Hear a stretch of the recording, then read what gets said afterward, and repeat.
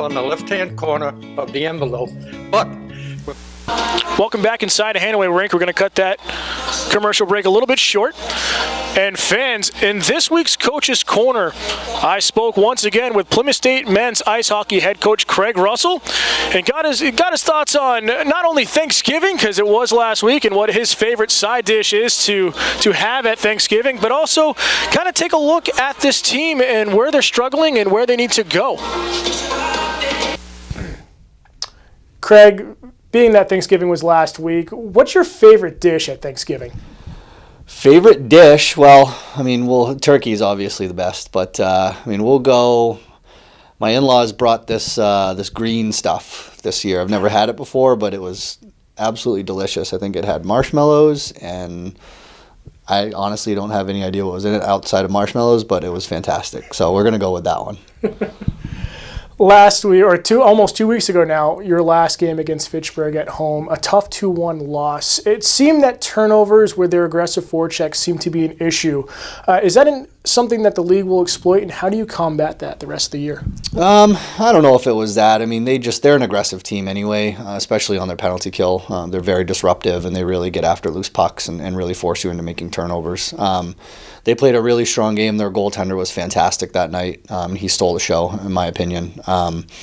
It's tough to really get one by him. I mean, the only one that we got was because one of our guys got cross-checked into him and he couldn't get from post to post to get to the shot. So outside of that, I mean, we can't let teams hang around. I mean, we were definitely better than them for 2 periods, and then they hung around for the third, and they obviously got the late goal to tie it, and then they got the game winner in overtime. So I think there was some complacency on our part, especially after the first period, dominating territorially anyway, with some shots on goal, with discrepancy as well. But really, the territorial advantage was tipped our way, and I think that our guys just got a little bit too complacent, and it's just going to be my job in the future to make sure that doesn't happen. You're sitting second in the MASCAC right now, 4-3 overall. You had 12 days off between the game against Fitchburg and the next one tomorrow night. Does that long break hamper or help the team heading towards the holiday break? I'm not sure it does either, really. It's kind of just the way it is with the schedule, and that we don't play a Thanksgiving tournament or a couple of games over the weekend. It's just kind of the built-in break that we've had. Helped us heal up a couple of injuries and kind of get guys back into maybe getting closer to returning. So we'll see, if that happens at the end of this week or beginning of next week. But I mean, moving into the Worcester game tomorrow night, it's just, we've got to get out there and play. They played on Tuesday, and they're going to be a little bit more sharp right away. So we've got to kind of combat that and make sure that we bring our energy and make them play to our level. You guys right now are tied for first place in the MASCAC with goals scored and tied for the least amount of goals given up at 24. You've given the most goals up in the third period with 9. The rest of them have been 7 in the first and second period. Is that due to mental errors or just positioning out of place? It's really too early to look at too many statistics. I think our poor penalty kill this season has really lent to having some skewed stats. I think if you look at the statistics over the past 3 to 4 games, those are a little bit more indicative of where we should be. I think our penalty kill still needs a lot of work. A lot of that is because we have young goaltending too, and they have to understand what it is to be our best penalty killer. That's what goalies need to be.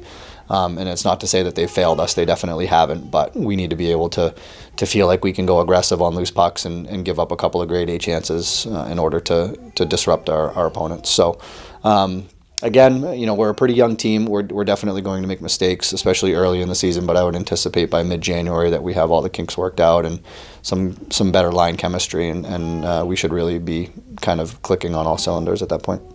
Lastly, Worcester State comes to town tomorrow night, struggling, kind of still in their rebuilding mode, sitting at 2-5-1, but they're not bad giving up goals, sitting in third place, giving up only 24. They have another top 5 goaltender in Lignelli going against you guys tomorrow night. What do you expect to see from the Lancers, and how do you guys get the win? Worcester's one of the most difficult teams to play against. They're very well coached. They're extremely aggressive all over the ice, 5-on-5 and on their penalty kill. They're very, very aggressive. Gets very disruptive with a puck possession team like we tend to want to be. But if we're a little bit more simple, that's going to be a little bit more difficult for them to defend against. But their first 2 lines are big, they're fast, and they'll hit, and they'll play within their style. Their third and fourth line kind of slow the pace of the game down a little bit, but we've got to make sure that all 4 of our lines are going and playing our pace and playing our style of game, and like I said, being very simple in order to kind of keep them on their toes and force them to react to us. Coach, best of luck tomorrow night. All right, thanks very much, Jen.